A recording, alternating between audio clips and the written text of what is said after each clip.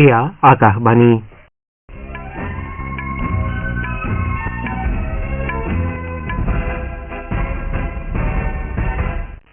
বাতৰি পঢ়িছো সমুজ্জ্বল ভৰদ্বাজে। এতিয়া প্ৰধান বাতৰিসমূহ হ'ল দেশত পঞ্চম, ষষ্ঠ আৰু সপ্তম পৰ্যায়ৰ লোকসভা নিৰ্বাচনৰ বাবে প্ৰচাৰ অভিযান তীব্ৰতৰ হৈ উঠিছে। বিজেপিৰ জ্যেষ্ঠ নেতা তথা কেন্দ্ৰীয় গৃহমন্ত্ৰী অমিত শ্বাহে কৈছে যে পাকিস্তান অধিকৃত কাশ্মীৰ ভাৰতৰ অংশ আৰু ইয়াৰ ওপৰত দেশৰ অধিকাৰ আছে। ভাৰত আৰু ৰাছিয়াই কালি নতুন দিল্লীত আফগানিস্তান সন্দৰ্ভত আলোচনাত মিলিত হয়।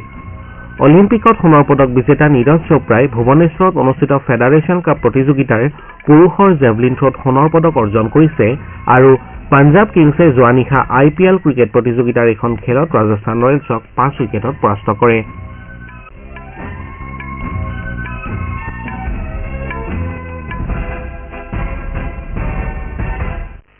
এতিয়া শুনক বিতং বাতৰি। দেশত পঞ্চম, ষষ্ঠ আৰু সপ্তম পৰ্যায়ৰ লোকসভা নিৰ্বাচনৰ বাবে প্ৰচাৰ অভিযান তীব্ৰতৰ হৈ উঠিছে। পঞ্চম পৰ্যায়ত 20 মেত 49টা লোকসভা সমষ্টিত ভোটগ্ৰহণ কৰা হ'ব। 25 মেত ষষ্ঠ পৰ্যায়ত 57টা আৰু 1 জুনত সপ্তম পৰ্যায়ত 57টা লোকসভা সমষ্টিৰ বাবে ভোটগ্ৰহণ কৰা হ'ব। বিভিন্ন দলৰ তাৰকা প্ৰচাৰকসকলে ভোটদাতাসকলৰ মন জয় কৰাৰ বাবে উঠি পৰি লাগিছে। বিজেপিৰ জ্যেষ্ঠ নেতা প্ৰধানমন্ত্ৰী নৰেন্দ্ৰ মোদীয়ে আজি আৰু কাইলৈ উত্তৰ প্ৰদেশত প্ৰচাৰ চলাব।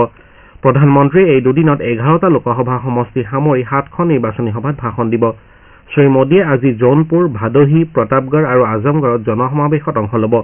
তেওঁ লক্ষ্ণৌ ৰাজভৱনত নিশাটো কটাব আৰু কাইলৈ বাৰাবাংকী, ফতেহপুৰ আৰু হামিৰপুৰ সমষ্টিত 3খন নিৰ্বাচনী সভাত অংশগ্ৰহণ কৰিব। আনহাতে বিজেপিৰ জ্যেষ্ঠ নেতা যোগী আদিত্যনাথে আজি ফতেহপুৰত দলৰ হকে প্ৰচাৰ চলাব। সমাজবাদী পাৰ্টীৰ মুৰব্বী অখিলেশ যাদৱ আৰু বহুজন সমাজ পাৰ্টীৰ মুৰব্বী মায়াৱতীয়েও ফতেহপুৰত প্ৰচাৰ অভিযানত ভাগ ল'ব। আনহাতে কংগ্ৰেছৰ সাধাৰণ সম্পাদক প্ৰিয়ংকা গান্ধী ভাদ্ৰাই ভাতৃ ৰাহুল গান্ধীৰ হকে ৰায়বৰেলী সমষ্টিত প্ৰচাৰ চলাব। কৰ্ণাটকৰ উপ মুখ্যমন্ত্ৰী তথা কংগ্ৰেছৰ জ্যেষ্ঠ নেতা DK শিৱকুমাৰে আজি লক্ষ্ণৌত এখন সংবাদমেল সম্বোধন কৰিব। ইপিনে ওড়িশাত লোকসভা আৰু বিধানসভা নিৰ্বাচনৰ প্ৰচাৰ তুংগত উঠিছে। বিজেপি, কংগ্ৰেছ আৰু BJDৰ শীৰ্ষ নেতাসকলে পৰৱৰ্তী 3টা পৰ্যায়ৰ ভোটগ্ৰহণৰ বাবে ৰাজ্যখনৰ ঠায়ে ঠায়ে প্ৰচাৰ চলোৱা পৰিলক্ষিত হৈছে। বিজেপিৰ জ্যেষ্ঠ নেতা অমিত শ্বাহে কালি বিয়লি অস্কা সংসদীয় সমষ্টিৰ অধীনৰ চোৰাদাত এখন নিৰ্বাচনী সভাত ভাষণ দিয়ে। পাছত শ্ৰীশ্বাহে কটকত এটা ৰোড শ্বত ভাগ লয়। বিজেপিৰ ৰাষ্ট্ৰীয় সভাপতি JP নাড্ডাই বিয়লিৰ ভাগত দলৰ মহিলা কৰ্মীসকলৰ বৈঠকত ভাষণ দিয়ে। নেতাগৰাকীয়ে আজি সুন্দৰগড় আৰু বৰগড় সংসদীয় সমষ্টিত 2খন জনসভাত ভাগ লোৱাৰ লগতে ভুৱনেশ্বৰত এটা ৰোড শ্বত অংশ ল'ব। আনহাতে কংগ্ৰেছৰ জ্যেষ্ঠ নেতা ৰাহুল গান্ধীয়ে কালি বলাংগীৰত মটৰ চাইকেল সমদলত যোগদান কৰে আৰু এখন নিৰ্বাচনী সভাত ভাষণ দিয়ে। ওড়িশাৰ মুখ্যমন্ত্ৰী তথা বিজেপিৰ মুৰব্বী নবীন পাটনায়কে কালি ৰাজ্যখনৰ পশ্চিম প্ৰান্তৰ সুন্দৰ সংসদীয় সমষ্টিৰ অধীনৰ ৰুৰকেল্লা আৰু চম্বলপুৰ লোকসভা সমষ্টিৰ অধীনৰ দেওগড়ত কেইবাখনো নিৰ্বাচনী সভা সম্বোধন কৰে। দেশৰ অন্য অংশৰ লগতে মহাৰাষ্ট্ৰতো প্ৰচাৰ ক্ৰমাৎ তীব্ৰতৰ হৈ উঠিছে।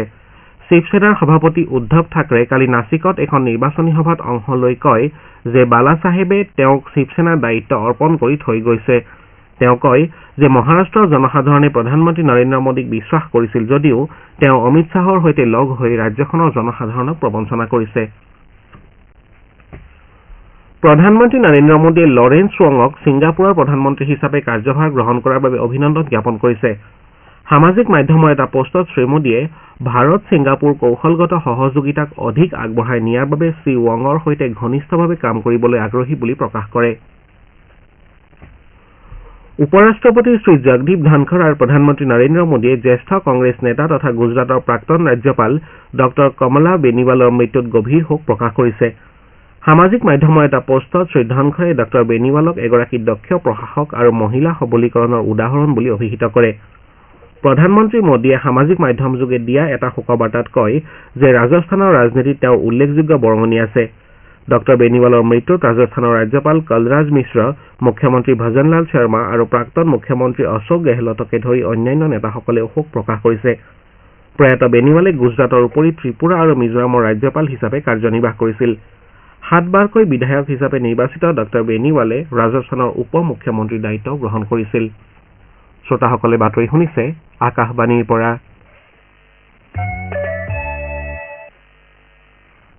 বিজেপিৰ জ্যেষ্ঠ নেতা তথা কেন্দ্ৰীয় গৃহমন্ত্ৰী অমিত শ্বাহে কৈছে যে পাকিস্তান অধিকৃত কাশ্মীৰ ভাৰতৰ অংশ আৰু ইয়াৰ ওপৰত দেশৰ অধিকাৰ আছে। এটা বাতৰি যোগান প্ৰতিষ্ঠানক দিয়া সাক্ষাৎকাৰত শ্ৰীশ্বাহে কালি এইদৰে প্ৰকাশ কৰে।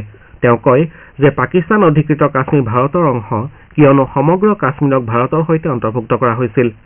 পাকিস্তান অধিকৃত কাশ্মীৰত সূত্ৰপাত হোৱা প্ৰতিবাদ সন্দৰ্ভত শ্ৰীশ্বাহে কয় যে কুশাসনৰ বাবে এনে হৈছে।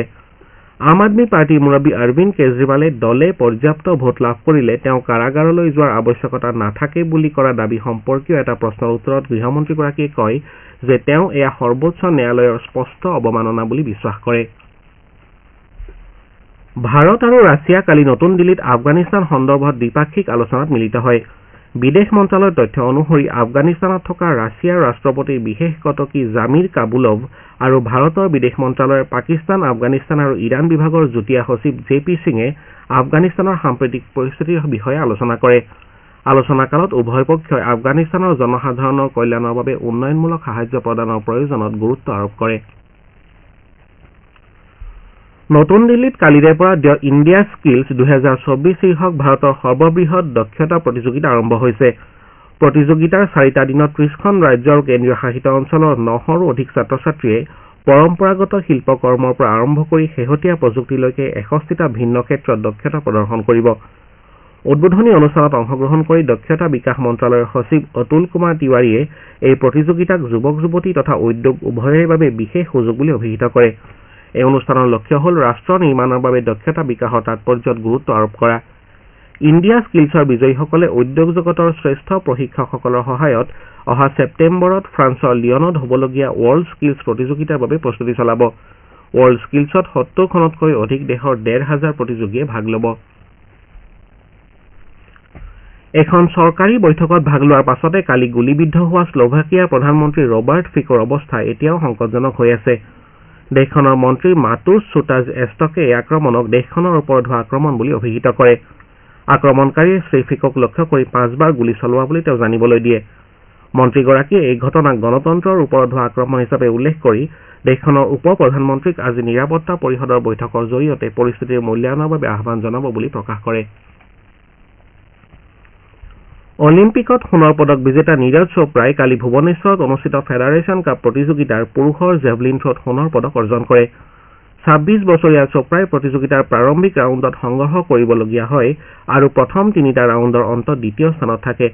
খেলুৱৈগৰাকীয়ে চতুৰ্থ ৰাউণ্ডত 28.27 মিটাৰলৈ জেভলিন থ্ৰ কৰি অগ্ৰগতি লাভ কৰে। পাঞ্জাৱ কিংছে যোৱা নিশা গুৱাহাটীত অনুষ্ঠিত IPL ক্ৰিকেট প্ৰতিযোগিতাৰ এখন খেলত ৰাজস্থান ৰয়েলছক 5 উইকেটত পৰাস্ত কৰে। খেলখনত ৰাজস্থান ৰয়েলছে টছত জিকি প্ৰথমে বেট ধৰাৰ সিদ্ধান্ত লৈ নিৰ্ধাৰিত 20 অভাৰত 9টা উইকেটৰ বিনিময়ত 144 ৰান কৰে। ৰাজস্থানৰ হৈ ৰিয়ান পৰাগে 34টা বলত 48 ৰান কৰে। পাঞ্জাৱ কিংছে আৰম্ভণিতে ৰিলে ৰছ' আৰু শশাংক সিঙৰ উইকেট হেৰুৱাই বিপৰ্যয়ৰ সন্মুখীন হয় যদিও 41টা বলত 63 ৰান কৰি অপৰাজিত হৈ ৰোৱা ছেম কুৰেন আৰু জিতেশ শৰ্মাৰ যুটিয়ে আগবঢ়োৱা অনবদ্য অৱদানৰ বাবে দলটোৱে সহজে জয়লাভ কৰে। পাঞ্জাৱ কিংছে 18 অভাৰ আৰু 5টা বলত 5টা উইকেট হেৰুৱাই 145 ৰান কৰে। ৰাজস্থানৰ হৈ আৱেশ খান আৰু যুজবেন্দ্ৰ চহলে 2টাকৈ উইকেট দখল কৰে। ৰাজস্থান ৰয়েলছে কালিৰ ফলাফলৰ পাছত একেৰাহে 4খন খেলত পৰাজয় বৰণ কৰিছে যদিও দলটো 16 পইণ্টেৰে প্ৰতিযোগিতাৰ পইণ্ট তালিকাত দ্বিতীয় স্থানত আছে। আনহাতে পাঞ্জাৱ কিংছ পইণ্ট তালিকাৰ 10ম স্থানৰ পৰা 9ম স্থানলৈ উন্নীত হৈছে। প্ৰতিযোগিতাত আজি হায়দৰাবাদৰ ৰাজীৱ গান্ধী আন্তঃৰাষ্ট্ৰীয় ক্ৰিকেট ষ্টেডিয়ামত হ'বলগীয়া এখন খেলত গুজৰাট টাইটান্ছ ছানৰাইজাৰ্ছ হায়দৰাবাদৰ সন্মুখীন হ'ব। খেলখন সন্ধিয়া 7:30 বজাত আৰম্ভ হ'ব। হায়দৰাবাদে বৰ্তমানলৈকে 14 পইণ্ট অৰ্জন কৰি প্ৰতিযোগিতাৰ পইণ্ট তালিকাৰ 4ৰ্থ স্থানত আছে। শুভমান গিল নেতৃত্বাধীন গুজৰাট টাইটান্ছ 11 পইণ্টেৰে 8ম স্থানত আছে। উল্লেখযোগ্য যে কলকাতা নাইট ৰাইডাৰ্ছ 19 পইণ্টেৰে পইণ্ট তালিকাৰ শীৰ্ষত আছে। বাতৰি শেষ কৰাৰ পূৰ্বে ঘাই বাতৰিকেইটা পুনৰ পঢ়ি দিছো। দেশত 5ম, 6ষ্ঠ আৰু 7ম পৰ্যায়ৰ লোকসভা নিৰ্বাচনৰ বাবে প্ৰচাৰ অভিযান তীব্ৰতৰ হৈ উঠিছে।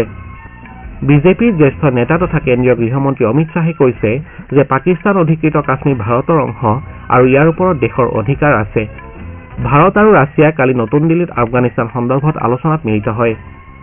অলিম্পিকত সোণৰ পদক বিজেতা নীৰজ চোপ্ৰাই ভুৱনেশ্বৰত অনুষ্ঠিত ফেডাৰেশ্যন কাপ প্ৰতিযোগিতাৰ পুৰুষৰ জেভলিন থ্ৰত সোণৰ পদক অৰ্জন কৰিছে আৰু পাঞ্জাৱ কিংছে যোৱা নিশা IPL ক্ৰিকেট প্ৰতিযোগিতাৰ এখন খেলত ৰাজস্থান ৰয়েলছক 5 উইকেটত পৰাস্ত কৰে।